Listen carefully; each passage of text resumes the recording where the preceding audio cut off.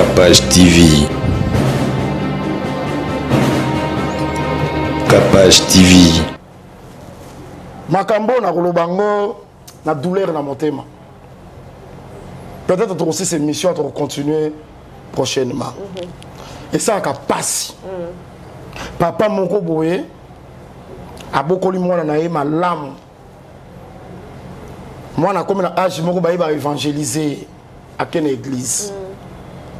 Papa wana na maman wana ta musu ba yebi nzambe te. Mais na moi éducation na bango bazwa na ba bonne manière na bango. Ils ont réussi.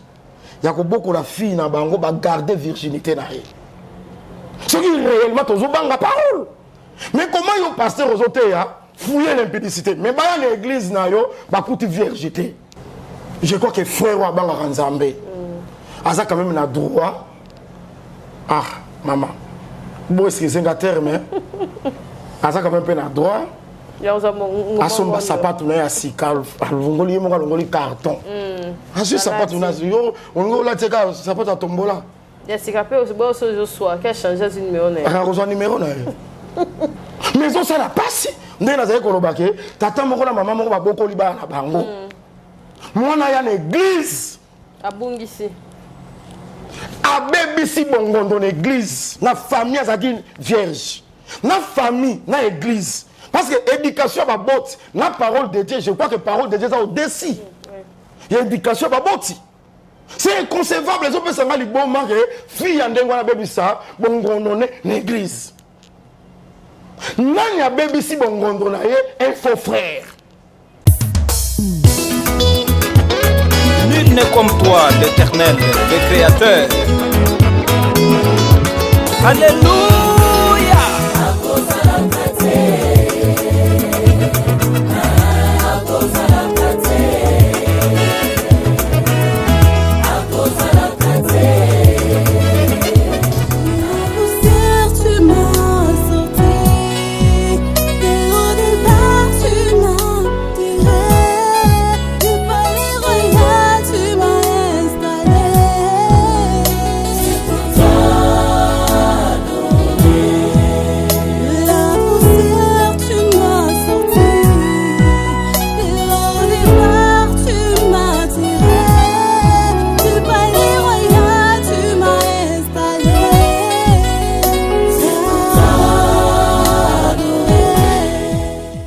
Capage télévision, merci na ba onyo so balanda rabiso kombo nzambe ezo matase ko matana Capage télévision.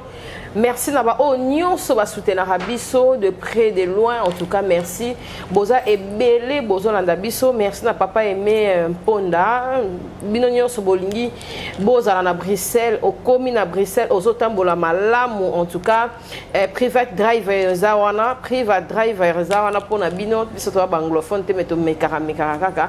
Merci na ba onyo so balanda rabiso, en tout cas au Redes au Flat Hotel au bengi au Redes au ngoya na Kinshasa, oza partout na Kinshasa partout au fan dans la flat il y a bien au Redes ezawana pona bino, en tout cas bo bengi boza na réduction benga de la part ya Cynthia Capage ozala vraiment bien réussi. Aimé Ponda merci vraiment na onyo so ça na Capage télévision et puis ba partenaire nyonso papa Dior kuta mona na raté masala ya minene koleka. Merci na ba maman nyonso ba soutenir Capage TV, merci à Kassi boutique boza ebele, en tout cas tokozwa spot publicitaire mais to banda nanu na moto na nzambe azawa papa Emmanuel Tumba que je dis bonjour et bienvenue papa. Bonjour sœur Cynthia. Boni. Amen. Amen. Vraiment. Merci bonne église, bonne bateau nyos wazolanda thème na biso ça sur le mariage. L'église ça va. Ouais. Aussi sa prière depuis dimanche passé. Prière elle qui malamu. Quand la minute était au banda les sous prière il y a 40 jours et banda 16 au 26 juin. Donc du 16 mai au 26 juin. Au banda sous prière il y a 40 jours. Bah abonnez-vous sur Capage TV ko la pambola bino. Amen. Bah o bozo sepela bozo zangate ko benga biso. Vraiment bolobi ki bozo sepela ezo sunga bino. Vraiment. Pour te ça na sœur mo benga lobby depuis Bruxelles. Il y a landa jonka lobby. OK. Aza vraiment na sengo makasi. Amen. Et asengi que tola ki se nzambe wana. Donc tola ki se nzambe wana senti penza que nzambe ya solo azali. Amen. Vraiment. Papa, tu as continué car sur le thème c'est-à-dire le mariage. Baba les obeba, yo lobi bato bakota na kati ya libala pona ko kabola babalani. Bazana etumbu na bango nzamba bombela bango, bato nyonso bayaka ko kota ko intercaler na mabala ya bato. Bazana ba etumbu na bango nzamba bombela bango. Mariage ezali nini? Un peu rappel et puis nanyo akoko za la pré akobala parce que tozo mona soko komila mususu na ba âge na biso to lobi na ba tranquille que komila mususu na suka. Est-ce que libale comme un tâtonnement? Est-ce que pas nzambe muto azana 13 ans, muto azana 40 ans, nzamba eba yango, to nzamba so alinga apambola yo, akopambola yo na ngonga na yo oyo elongo bani. Merci. Nzamba za souverain, c'est Cynthia, nzamba za souverain. Yinda za na programme na ye, yinda za na plan, za na projet na ye likolo ya mutu. Parce qu'azotika toujours la position ya kozala créateur, biso za ba créature na ye. Amen. Écriture le bien nzamba créa ki nyonso pour un but. Tika nzamba c'est le programme. Ogine écriture le bien abike na formuler pour na bino ba projet ya paix. Muta forma ba projet na biso ezande nzambe. Soko tamboli na projet on nzamba formé pour na yo, ndoko réussir na ba domaine nyonso ya vie. Ndenge moko pe na makambo etali libala. Soki nzamba c'est le projet libala nesika réussite et kozala. Je crois que total sakiango par rapport à motuna ndolobi que personne ne sépare ce que Dieu a uni. Amen. Nzambende azo sangisa mobali na mwasi. C'est ça les mariages. Mabi que personne ne sépare. Yango tozolo ba toza pasteur, atoza prophète, na ba prophétie no lokuta, na corruption, partenaire mo tamusa corrompre yo. Parce que ça la kanango mon frère morobo et moi si mususu azolula ye le roi moi ça la mbongo ayeti a corrompre pasteur et puis bozana bit sa makambo wana ebele moto na nzambe Manuel. Oui, ka pasteur baza vraiment na makambo ebele a obebisa ba foyer ko boya ngote je crois ngana bisaka yo na émission mo to leka nayo et comment on ça la sonne vraiment ya ko même ngabo ya ko loba na nzela ke naza pasteur vraiment on va peut-être muta découvrir nga que muto aza pasteur mais semble que tout ça sonne par rapport à comportement mais bazo sala mais ko lembisa bisote parce que dans un même champ ivresse à la bleu à la. Il faut qu'on distinguer où ils ont bleu, où ils ont ivré. Ivré, ils ont sémence ennemi, mais bleu, ils ont sémence il y a Seigneur. Donc moisson de écopé ça souka ya makamonyos. Pour la robara ba vrai bazali, ba faux bazali.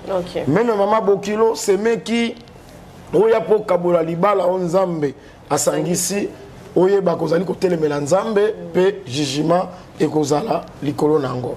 Alors pour la likambo etali par rapport à âge ezaka nzambe so raboni ko koki. Je crois que tu ça peut moi ba détail wana na ba verset nzambe ndamonaki ke Adam son fils parce que Adam zarabena fils de Dieu lik azolo bango. Adam fils de Dieu. Amen. Alors tant amonaki que moi na koki il n'est pas bon que l'homme soit seul. Je lui ferai une aide semblable. Ndé a formé Ève na mokou ya Adam, a présenté Adam. Adam tanga moni a lobi que voici cette fois-ci os de mes os, chair de ma chair, barobe ngaye voici. C'est-à-dire tika nzambe a formé le moisi na tango o ekoki. Oko sentir parce que yenda tchaka na kati ya moto le vouloir et le faire. C'est que komona ke posa wana ezo matayo nde to koma kisiko na likambo tango posa le komi ko matayo. Te esengeli na bala. C'est que nzambe déjà abani ko sala projet pour na yo. Et le kwa liboso c'est la prière. Amen. Tango zo bandasko choix, c'est la prière. Tu peux ça exemple na Genèse chapitre 24. Le serviteur le plus ancien, tant abimaki, pour na koluka Rebecca dans mariage, Rebecca zali moi si à Isaac, mais babanda qui na choix, babandi na choix, baluki Rebecca, mais abandi koluka Rebecca na prière. Amen. Nzambe o yakobima na koyebisa pesanga mai, pesa ba chameau, na telemia après à source, atoka mai, tant amonaki ke ba critère ekoki, d'abord prière et puis Rebecca bimaki. Babilembolo se koki nda kota ki na libota ba Rebecca pote asolola na libota ya Rebecca et puis a présenter et pas il y a Isaac oyazali mobali nae. Donc c'est un peu ça. Na moi rappel o tokai koloba Yangwana. Merci Papa Emmanuel Toumba. Tous on a un spot publicitaire na biso en tout cas et puis tous on a poto banda ce qu'on a thème na biso il y a les continuité il y a thème aux ezali sur le mariage.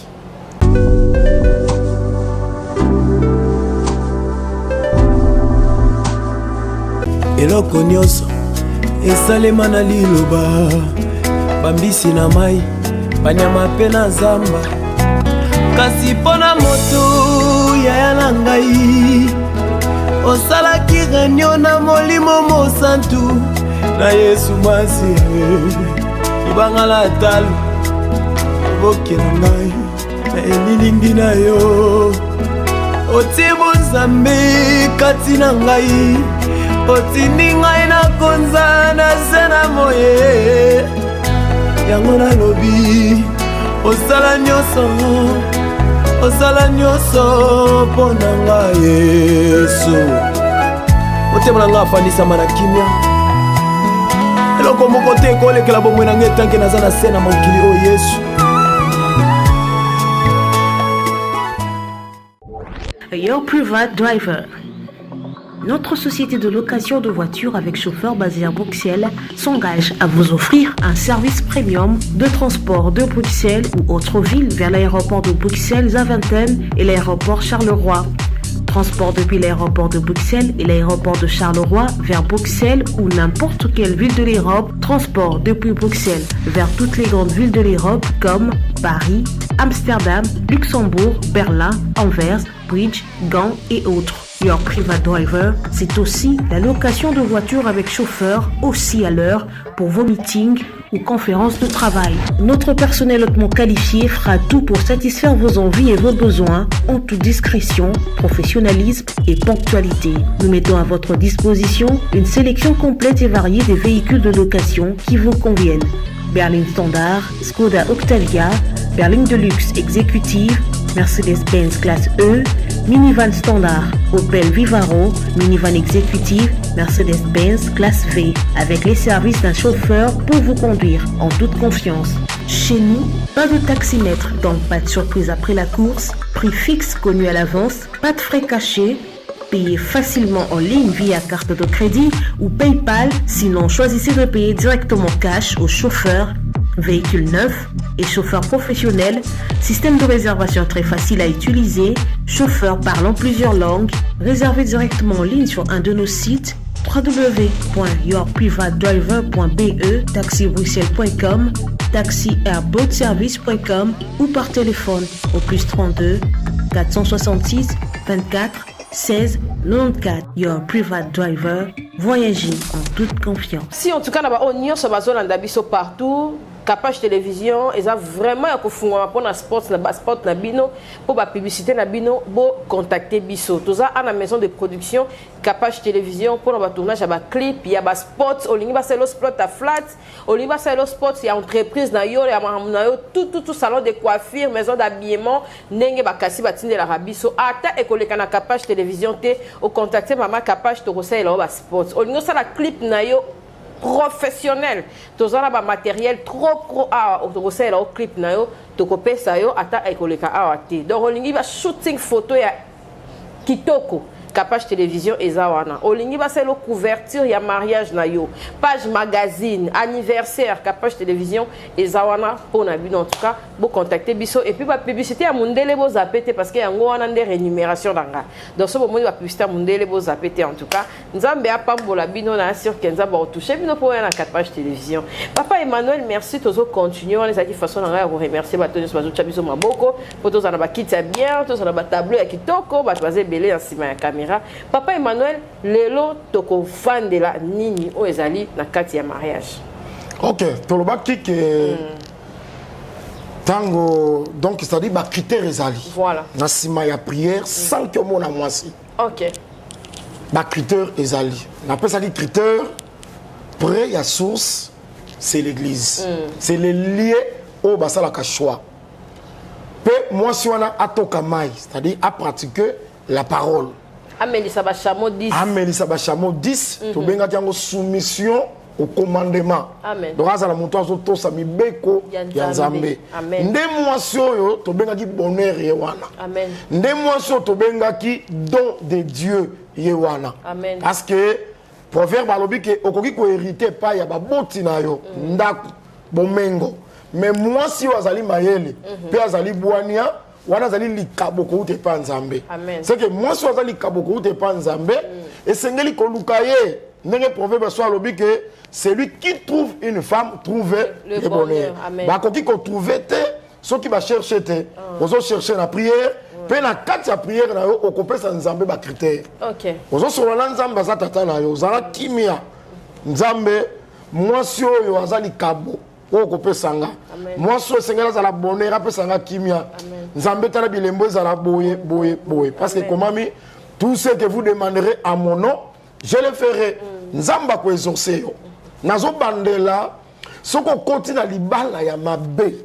Libala minyoko oko souffrir. Makasi papa. Pe okoki ko bungisa même vie éternelle na yo. Oko sumuka. Oko sala adultère. Pourtant les adulteurs ba ko hériter le royaume te. Sikoyo sœur Cynthia, parmi ba critères, to tikala ki na critère mibale. Tolobaki nano asilisaki kosambela te Rebecca fille de Bethuel babazaki belle de figure et ça qui moko belo ba présenter moi ça ali belle de figure et je rappelle rôle na libala papa mais ça la rôle makas et puis faut yeba que toute écriture est inspirée de Dieu. Amen. Mais na balina no bena na sebo eh. Balobi moi ça ma base à la rater papa. Yango ka tokota lisate. OK, ta lisate papa. Moi si moi si nyo ça moi si. Moi si nyo ça moi si. Mais ils appellent moi si mususu otali bo yo mo pour comme si Nzambe. OK. Olobi bena ke ten Nzambe.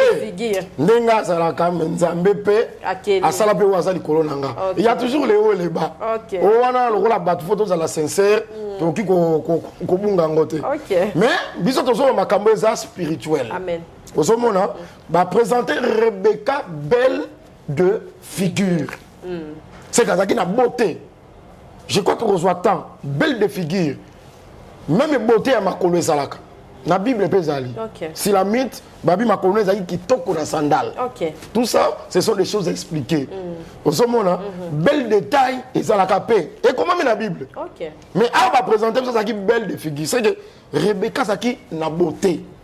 Il y a un autre c'est que frère parmi les critères moi son kolinga faut pe beauté zala et sengeli azala belle.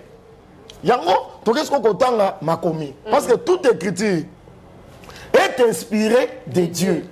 Beauté autour ba bina beauté ezali une sœur Cynthia. OK. Nous mona mbala moko na ke d'abord na Job. Non, na soit Ézéchiel chapitre 16. Ézéchiel 16. 16, 11. La Bible dit.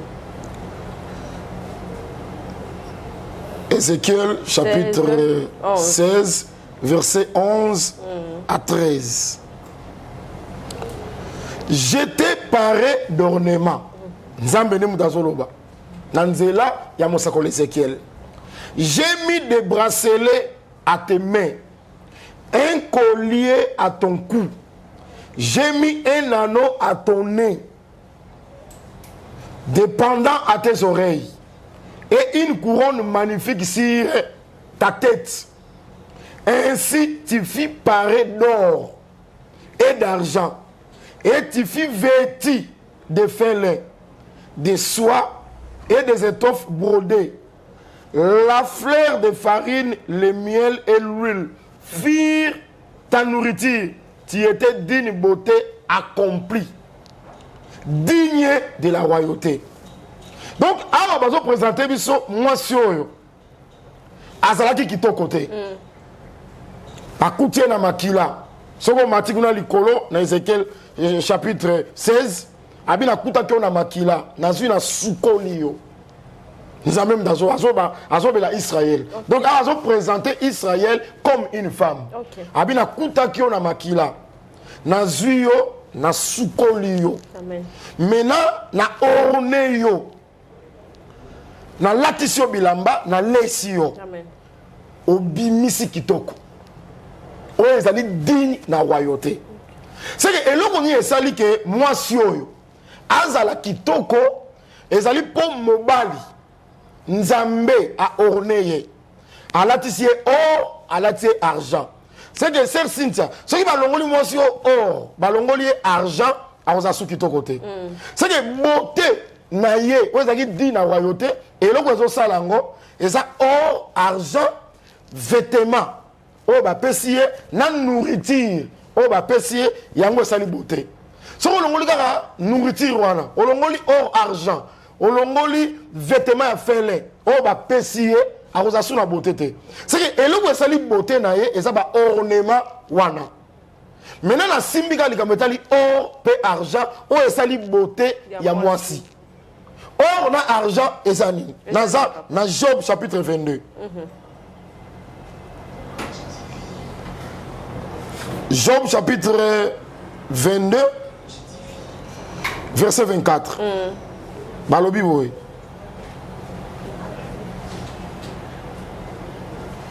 Jette l'or dans la poussière, l'or d'Ophir parmi les cailloux des torrents.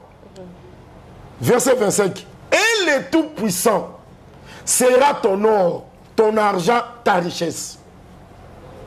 Zwa or na yo, boakango na poussière. Éternel, le Tout-Puissant, akokoma or na yo, akokoma pe argent na yo. Ndeni papa.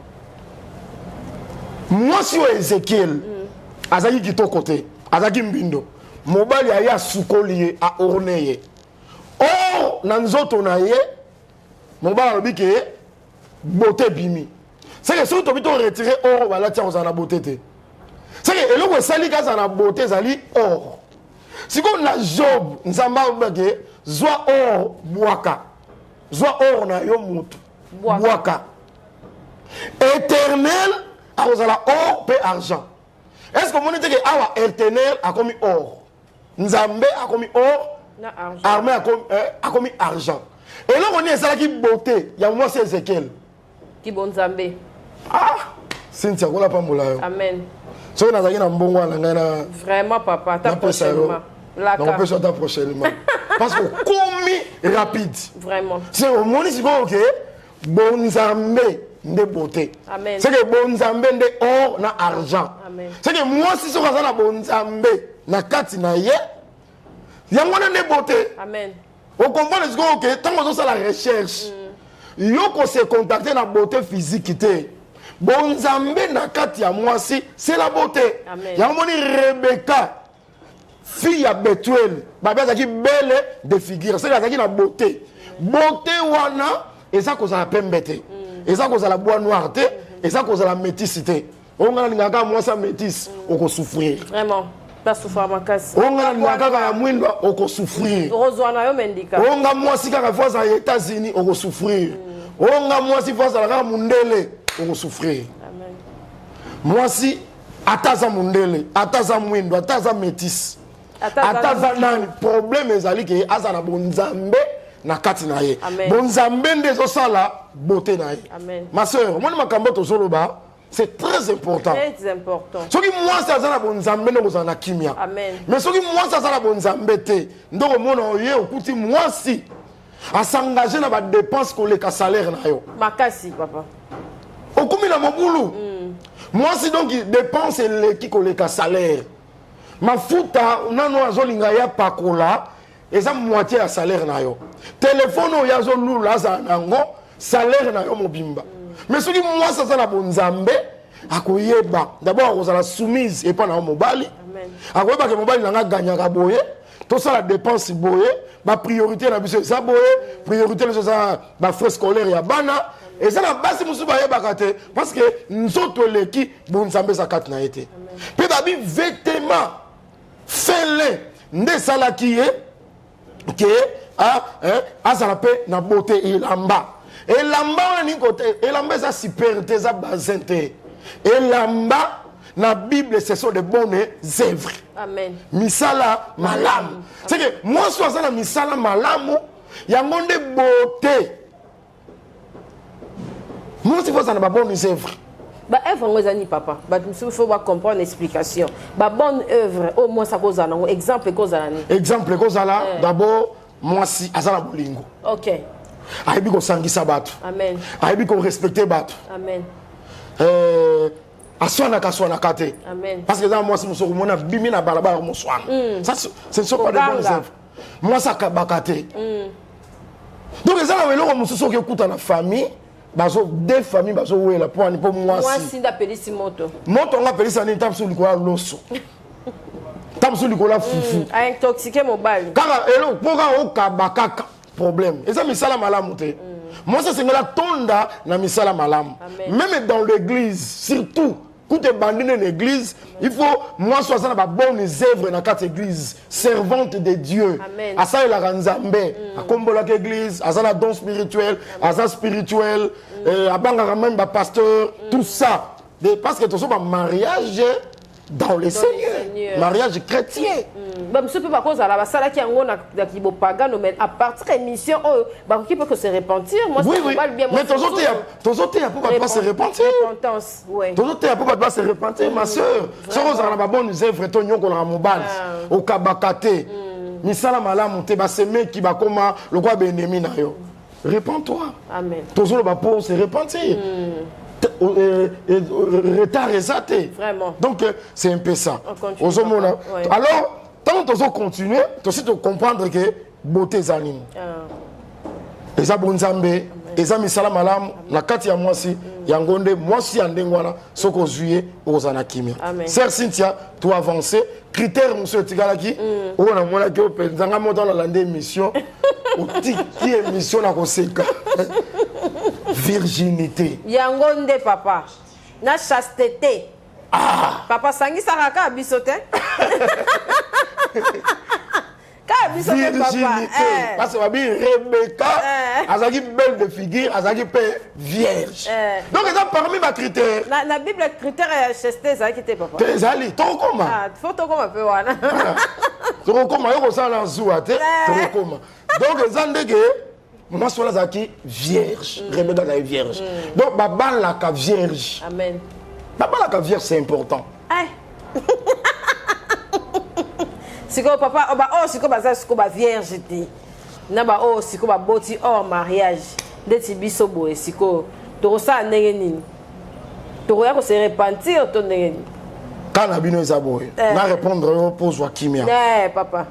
Au Joachimia. Na sepe la question na yo makasi papa. 1 Corinthiens chapitre 7.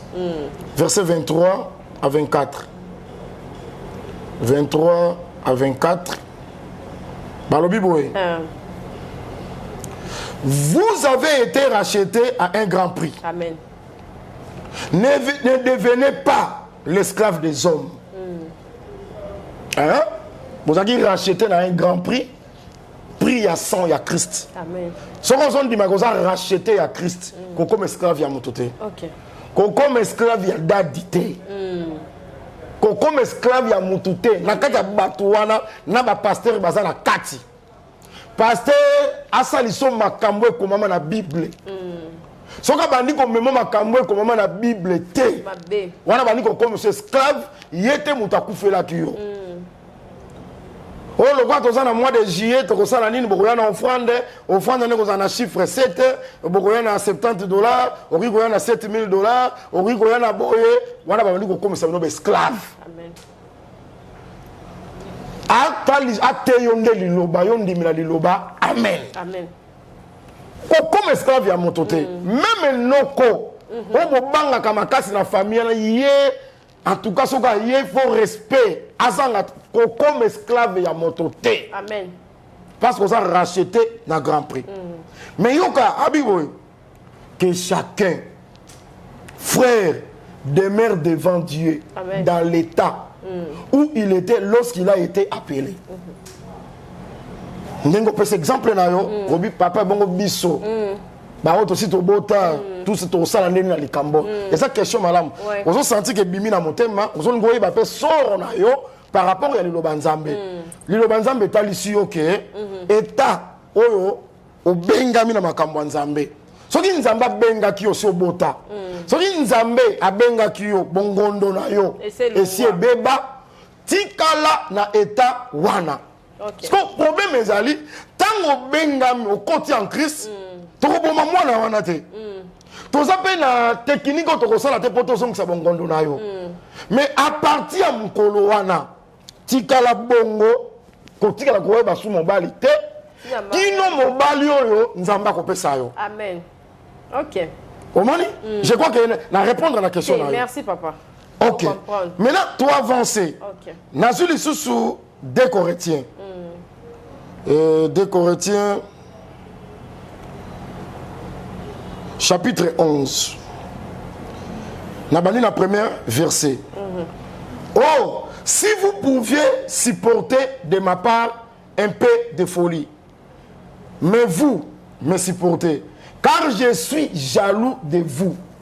Digne jalousie de Dieu, parce que je vous ai fiancé à un seul époux, pour vous présenter en Christ comme une vierge pure. Alors Paul Mdalobi, à ce moment là, l'église Mobimba, qui n'a présenté Bino, et pas il y a un seul époux comme des vierges pures. C'est le lingo que la Bible, virginité, et ça rappelle pureté, il y a parole. C'est que quand on a gardé la parole, attends nous autres boye, bongondo beba, mais qu'on batte là, la parole pure, la saine doctrine, et tawana, qu'on bima la carte parole, et ça rappelle virginité. Parce que à l'église Mobimba, est-ce qu'on a dit que dans la carte église, bâtonneau sont physiquement sa vierge? Non. C'est que virginité pour la zone, il faut garder la pureté de la parole. On va comprendre ma kambango, tant on va continuer. Alors, toutefois, de même que le serpent séduisit Ève par sa ruse, je crains que vos pensées ne se corrompent et ne se détournent de la simplicité à l'égard de Christ. C'est que pour Paul, avant le serpent Aya, qu'on séduit Ève azalaki vierge. C'est que pour Naye, serpent, ndemouta a été vierge. Nous avons un serpent, ce qui doit continuer. Car si quelqu'un, au moins, il faut interpréter. Mais quand on fait l'andango, na kimia. Amen. Dans verset 4, on va interpréter la Bible. Car si quelqu'un vient prêcher un autre Jésus, que celui que nous vous avons prêché, ou si vous recevez un autre esprit que celui que vous avez reçu, un autre évangile. C'est le lingolobake. Évangile on zambate qui Adana Ève. Le serpent a envoyé à un évangile mususu. Dès que Ève a accepté l'évangile wana, à quel lien mbouma? Parce que l'ité est en Zambé. Et ça dit que mbouma wana boko simbate boko liate. L'ité est en Zambé wana. C'est que tant serpent yé, a yé l'ité ya mususu. L'ité na yabi que soki bo liang boko en Zambé. C'est le mensonge parce que la zone père, il y a mensonge dès le commencement. Dès que Ève a yoki yango, pour Paul, Ève a commis des vierges. Mais attention, n'a pas croire un évangile, serpent a couché qui Ève physiquement, peut pas boti kaye. Non, apôtre expliquant que n'a pas banga. De même, serpent, le serpent séduisit Ève par la ruse. Je crains que vos pensées. C'est que Azar qui séduit n'a pensé. Donc, l'élo, église, à s'appelle roi moi si. Amen. Église à sa vierge. Paul a bien présenté Bino et pas un seul époux comme une vierge pire. Tant que tu as la pureté à la parole. Mais ce qui m'a dit côté Abisso, évangile Moussous. On a apôtre bataille bisoté, c'est que l'ingolo baké, to bébissi, bongondo Abisso, église. Amen. Marie, aimez vos femmes comme Christ a aimé l'église. C'est des références modèles dans le mariage à Christ dans l'église, n'est pas frère et seigneur lui, babala, ma soeur. C'est que combattre la lité et sa virginité, n'est pas poser une question, bon, ba o babota, ba o bongondo se beba, mon colo joie qui appelle, oh, nous en battons dans la compte, il y a tant ignorance, c'était. Bongondo ne beba qui t'en qui ignorante. Au bon temps qui t'en ignorante, dans le bail ma cambanzambete. au croisé dans l'évangile. Mais tant que l'évangile, au croisé l'évangile, au bengami, dès qu'aux okota, toutes les choses anciennes sont passées, au commis une nouvelle créature. Attends physiquement au béba, mais on a déjà une nouvelle. Nous avons la liste sur Sika. Nzambe soka limbisi abosanaka mokili nde soka limbisi abosanaka makambo te mais nzambe soka sa limbisi abosani nini tant na yo nyonso ignorance nzambe retenir sous compte na côté akomi ko talo soko depuis abengaki yo yo soko tango côté en Christ batela parole ko commettre impudicité te ko yeba su nzoto mobali te o mibateli et pas nzambe azobenga yo azomona yo vierge. Papa, tu vas continuer. Est-ce que place au lobby Nzambe soki a limbisi a bossa nyonso et pourquoi dans l'église ba sarabiso livre à souvenir ezala pour na malamu nyonso salado o comment mazaka ka malamu ma benzamba a bossa na. Oui, on se peut ces réponses. OK. On se peut ces réponses. Nzambe a se souvenir na ba bonne œuvre. OK. Misala ya malamu.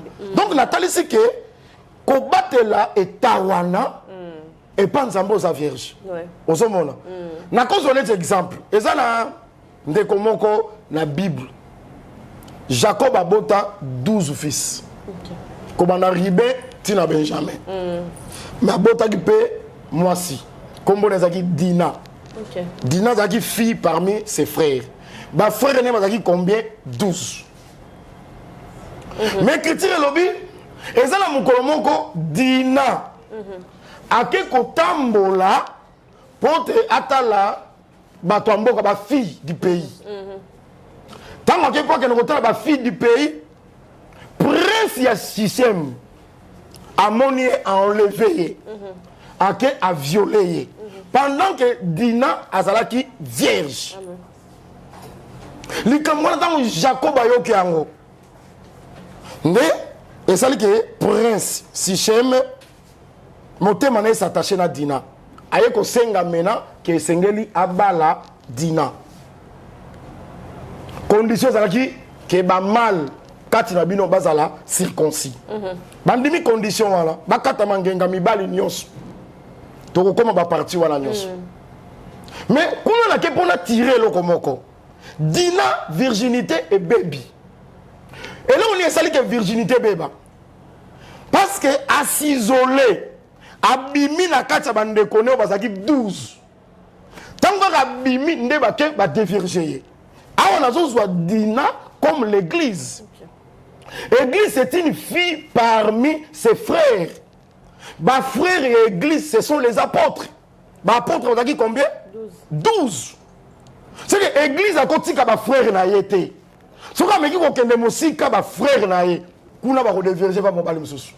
Il faut ça toujours na ba frère parce que tant que ba frère na zaki vierge mais tant que tiki ba ndeko na ye nde ba dévirger yango si kasgoyo ndeko na ye moko Paul abina za na zuwa parce que on a eloko wala tant bien que bandima qui condition il y a circoncision mais Lévi na Siméon eloko wana simba bango te bazwa ki épée ba kei ba venger virginité ya sœur na bango yango l'opé na église soki esprit ya Lévi na Siméon ezali il faut qu'on venge la virginité bon venge on deni moto nzambe mais na mateya te OK kasi ne na zamba mateya ba cupidité nazo venger na virginité hein ba mateya eza social ou eza terrestre eza ko violer est-ce que ba apôtre mateya ki biso Europe est-ce que ba apôtre mateya ki biso Amérique jamais ou bien ba apôtre ba présenter biso les royaumes car il était qui cherchait premièrement les royaumes. L'ité ya ba toma yangwana celui toza na kati toza vierge celui to battre la kitana zoba les 12 c'est l'enseignement des apôtres.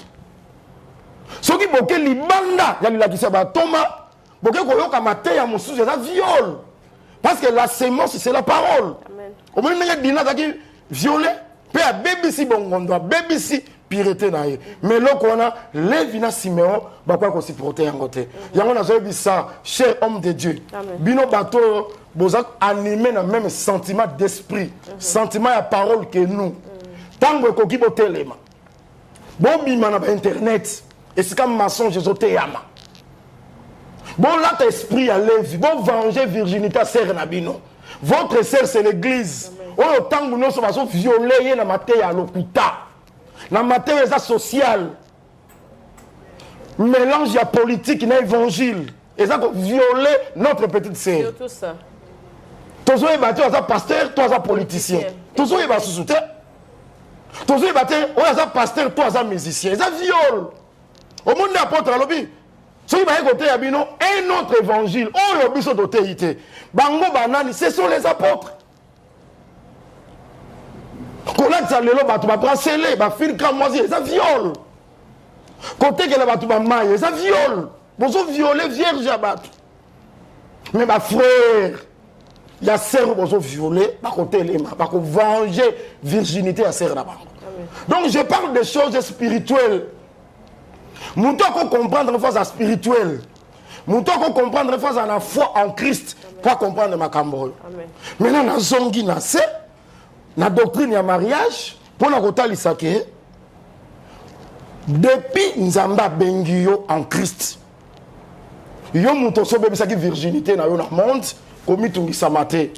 Zala na kimia, bato bako mona yo, bongondo beba, menzambe. Tango zo banga nzambe depuis que mokolo ndimela ozwi décision na simba mobalité parce que c'est l'impudicité nzamba zo mono vierge pourquoi parce que zo garder pureté la parole église au besoin battre la sabato mati lelo c'est une église vierge basée là rencontre ya époux ozo mona c'est très important sœur Cynthia makambo na kolobango na douleur na motema. Peut-être aussi cette mission va continuer prochainement. Et ça a passé. Papa Moko Boye a beaucoup de monde na ma lame. Moi na comme na âge Moko Boye va évangéliser à quelle église. Papa wana na maman wana ta musu baye binzambe te. Mais na mo éducation na bango bazwa na ba bonne manière na bango. Ils ont réussi. Il y a beaucoup la fille na bango ba garder virginité na elle. Ah, parce qu'on a la virginité physique. Attention, c'est Cynthia. Dans le but que spirituellement, virginité est allée, mais physiquement, virginité, c'est très important. Et c'est égal, au bébé si bongondo na yo, bébé si otamboli na mibali, parce que l'église est comme la foule. Il y a un lokotaka basio yo, babongondo c'est béba. Et comment ça appelle bongote? En tout cas, les lots, ceux qui vont luka ba vierge, parce que ça la montomoso encore le baqueté, nga moisson na kobala, faut azaka moisson nga na koyebeli poso. C'est son droit. Et ça critère après si nzambe na ye. Soka sengi nzambe ko pesa ye. Mais esi kanini akozwa bango. Moi nazo trouvé que endroit ya malamu ya kozwa ba fille ba sa vierge c'est dans l'église. Pourquoi? Parce que dans l'église, ne commettez pas l'adultère. Il y a un évangile. C'est comme ceux qui battent à Kabongo. C'est les lignes que parole ne fait ça effet. Na bateau bazoyo kango. C'est que sur une église, il faut que la vierge basali. Ce qui réellement tozobanga parole. Mais comment yo pasteur ozoteya fouiller l'impudicité? Mais dans l'église na yo ba kuti viergeté. C'est inconcevable. Est-ce que tu as le ministère? Est-ce que tu as le Saint-Esprit? Si on a le Saint-Esprit, parole, on a fait dans 4 bandimi. Ce qui baille physiquement, on va recouper la vierge. Mais on s'en a passé. On a dit que tata moko na maman moko ba boko liba na bango. Moi na ya na église. Abungisi. Abebisi bongondo na église. Na famille azaki vierge. Na famille, na église. Parce que l'éducation va botte. La parole de Dieu, je crois que la parole de Dieu est au-dessus. Il y a l'éducation va botte. C'est inconcevable. Les autres personnes qui bon marqué, fille en dengue baby ça, bon gondoné l'église. Nani a baby si bon gondoné un faux frère. Chose grave, nani a détruit virginité. Il y a moi na pasteur. Mais c'est grave. Mais vous avez un dadit. Nous sommes un pays francophone. Benga papa, benga pasteur. ya dadi soki euta wapi nayebaka te. Donc église ezalaka na makambo nango ya sika. Pourtant parole les que Jésus-Christ est le même hier, aujourd'hui, éternellement. Mais comment l'église, parce que Babylone comme actualité. Mais il est comme au moment là fond l'église, il faut battre bâche. Donc ma cambo sikeye. Au moins ben dit comme ça robima. Papa non. Au moins ça va drapeau à Congo l'église. C'est comme si l'église à Congo. C'est comme si Jésus a dit rapport à racheter ba Congolais. On a la Bible comment mieux était à jeter qui regarde vers les nations, à choisir un peuple. On va porter son nom. Dans quatre peuple, on a nationalité, nous sommes dans quatre. Voilà pourquoi comment en Christ Jésus, il n'y a ni juif ni grec. Si vous avez un drapeau là qui signe, l'église est comme une ambassade. Tous les amis, l'église est à Congo. L'église est à Congo. Donc, basal babilo ko na bango ya sika. Ya wana zotalisa ke virginité physique, c'est important. Amen. Sœur Cynthia. Amen. Je crois que frère wa banga Nzambe. Asa quand même na droit. Ah, maman. Bon excusez nga terme. Asa quand même pe na droit. Ya uzamo asomba sapato na ya sika, alongoli mo alongoli carton. Asu sapato na yo, on la teka sapato tombola. Jessica peut aussi bon ce soir qui a changé de numéro. Ah, rejoint numéro là. Bah monsieur si bah là tu peux fou. Donc on a tellement ça que frère zo banga Nzambe. Ça peut quand même na droit. Hein? Ouais. Nzambe PCP moi c'est parce que Adam qui chaste, Ève qui vierge. OK. Rebecca qui vierge, Isaac qui chaste. Na kotali sa chasteté ko bitu kisama nonte. Ouais. To ko beta PCT na ba frère. Oyo akepa tamboli. Ah, quoi une église? Parce que na flashé le romongo, moni tant ozo kende wana ozo tambola. Ma casse est aussi là. Je vais te donner des versets. Parce que Jacob a dit Ribin, mon premier né, ma prééminence. Oza force na oza vigueur na. C'est que Jacob a botti Ribin dans ma casse. Force a botti la qui Ribin, force a botti la qui Benjamin. A botti Benjamin na vieillesse à sa lembi. Mon bal a lembaka. Donc, nombre de rapports sexuels, vous qui sont en termes, aux quitte, aux matatés. Attends, on met la kiss, rien. Nature va changer à côté.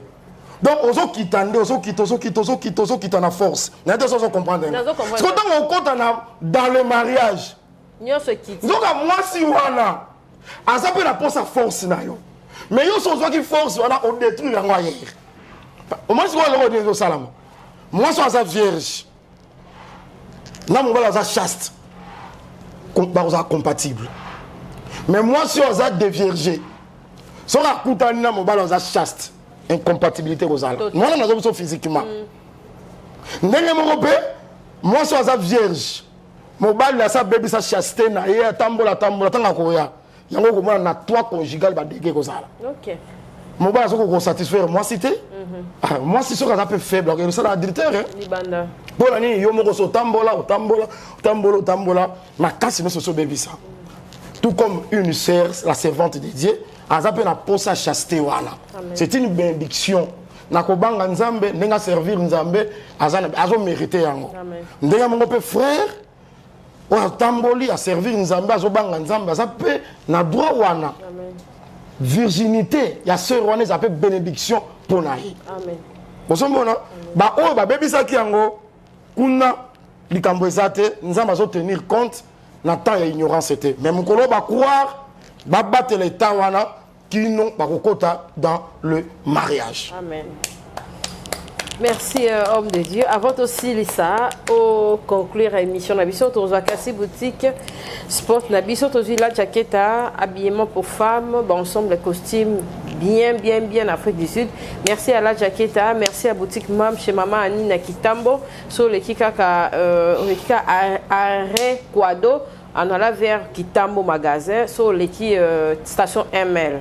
Boy, Arrêt Quado, Pembe Niwana. Boutique pour enfants zawana so zola ta bien bana pe bala ta bien to boni makambo oyo mama zola ta zongenga so kena ndaku na ebo soto te wana nde to boya mama zongenga ozo sala suki ozo sala nyonso zola ta mwana pe po batala biso na bana et donc batala bana na biso te batala ne biso na bana. Voilà, batiquement mes awana chez maman Annie, Calamité Sport et la renouveler. Merci na Kassi Boutique et merci na La Jaqueta, et puis tozo na poto Silisana, Pasteur Emmanuel Tumba. Voilà.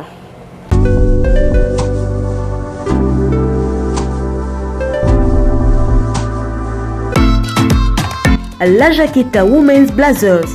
Faites de choix responsables, audacieux pour être élégante et stylée en choisissant la qualité. Femme, notre marque de blazer, la Jaqueta, renforce votre confiance en vous-même. Désormais, vous marchez avec assurance.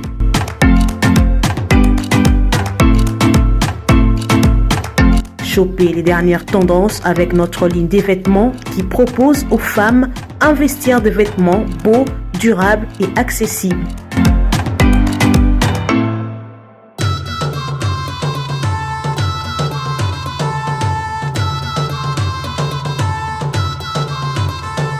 Passez vos commandes sur WhatsApp, Facebook, Instagram ou encore sur notre site web et nous vous livrons partout dans le monde.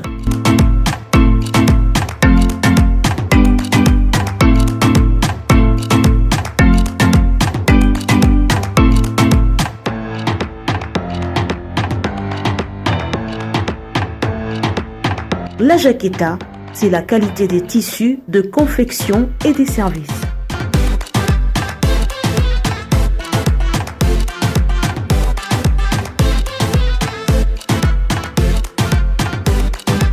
La Jaqueta Women Blazers, le meilleur de femmes. Chez MAM, pour une tenue tendance de saison qui donnera le ton à votre habillement, vous cherchez des costumes, chemises, pantalons, chaussures, des baskets, robes, sacs et autres accessoires de qualité, pas cher pour toute la famille. Découvrez notre collection.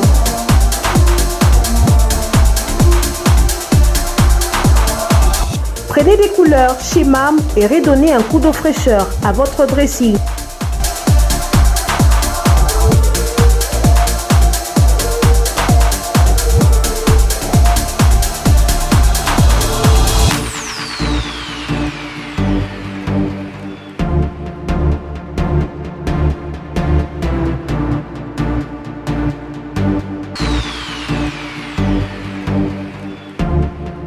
Réenchanter les fêtes avec des idées lumineuses à offrir en cadeau.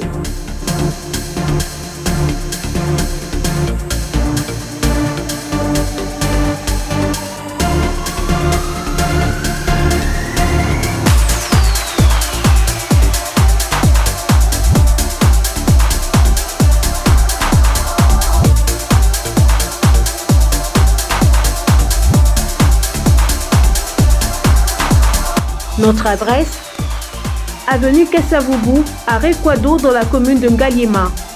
Pour tout contact, appelez-nous au +243 81 07 58 832. +243 99 99 25 124. Ouverture du magasin de lundi à samedi de 7h à 19h, dimanche de 10h à 19h. Par la publicité na biso te ya mindele na biso mo ba congolais botala ngo mingi bato réclamer trop de spots publicitaires surtout sali bongo te tozwa elo côté parce que bino boyebi que bato nyonso ba BBC YouTube bato biso ba ngana bon skuta internet te biso tozana grâce toujours passer na nzambe nzambe osala biso grâce que chaîne na biso ezala toujours suivi mais internet c'est comme moi boulou que donc bato oyo bazap na ba responsable ba merci à Capage Télévision parce qu'on est soutenu partout et puis na Kinshasa na plus de 45% de bazotala en tout cas merci à mon papa Chabani Record ya Congo Web au sale pena que logo wana ba congolais ba otala donc boza presque ndenge mona diaspora donc otala nga donc otala na Congo na internet ko le ka kutina na Congo ya bango lisusu merci en tout cas nzamba mona bino papa to komisa suka conclusion pour na tous ces émissions merci suka zali eza que bandeko soki ba une église la vraie église bakokuta ba vierge amen et donc ça les ali force eza police ya batute mais c'est la parole des obaté là moi sur kotaki ngondo na kati église atikala ngondo ti bakobala ye Amen. eza ndenge wana okomona ngo 1 Corinthiens chapitre 7 verset 37 mais celui qui a pris une ferme résolution sans contrainte et avec l'exercice de sa propre volonté et qui a décidé à son cœur de garder sa fille vierge, celui-là fait bien. Ok. Au ce moment-là, c'est que dans l'église, Eza, na ba frère, na ba parents, oh ba gardaki, ba fille na bango vierge. Bah ça na carte église. Ainsi celui qui marie sa fille fait bien, celui qui ne la marie pas fait mieux. Donc, et l'autre on a total ça yangwa. Donc dans l'église, il y a des sœurs vierges, la vraie église. Oh ba banga kanzambe ba tambola la sanctification, soko yewana okokuta fille vierge. Mais yo monde repère sa condition que nga fona ba la vierge. Keba ba ko mesurer on a mesurer yo so mesurer les ba. Est-ce que yo pose chaste? C'est ça. Parce que regarde ma condition belinga linga vierge, na linga vierge. Est-ce que yo Est-ce que Joe Mystique a la chaste? Joe Mystique, est-ce que ça chaste? C'est ça, il y a linga. Parce qu'on appelle ça ma condition nga boye nga boye. Linga chemise nga mona pas sur la chasse. C'est ça. Est-ce que yo na boye chemise à tombola. Ah on les a thermomètre. Est-ce que c'est ça, c'est merci, ça. Papa. Mais ton souk, tu répondre à cap place au biso de soutien. Et puis dans le même verset prochainement. Prochainement. Merci, Papa donc, Emmanuel Toumba. merci beaucoup. Zambia Pambolayo. Merci pour la contribution. On a dans la capage télévision pour le couple belé à briser. Tout ça la pomité. En tout cas, bah, dans les quoi orphelin. Et ça la bien. Il faut vraiment qu'on a vraiment tout bâtir liloba sur le mariage pour yango de ça la famille na ba foyer ça vraiment bien respecté à peine mikida poto to comment quoi mindele contrat oni pe en tout cas biso en Afrique a toujours ba tout OK non carabo soumission makasi to OK non ko na tsama liloba nzambi aux les européens aux la bantu aux apiki liloba nzambi les autres aux ougandais voilà merci papa Emmanuel Toumba en tout cas église ça tout bandi Kingasani Asuka ouais. Bon, Avenue Nkoli numéro 7. Ok. Moutou azo à côté de la Anjili. Sera comme dans la maison communale à Kimbatek à Kiti. Ok. À 300 mètres, non loin à boulevard. Ok. Je crois qu'ils ont préparé séminaire mon nene. Vraiment. Vous allez inviter. Ok. Vraiment, on s'en a marqué sur la chaîne. On s'en a marqué sur la chaîne. Merci papa, merci d'avoir venu sur Balandi Biso. En tout cas, tu es point au bandit la version prochainement. Nous avons bien pambola bisope, ma pota na biso pour na lelo tout ce qui en a. Oh, ça amateur à koyoka. Ayoka. Merci. Capage TV. Capage TV.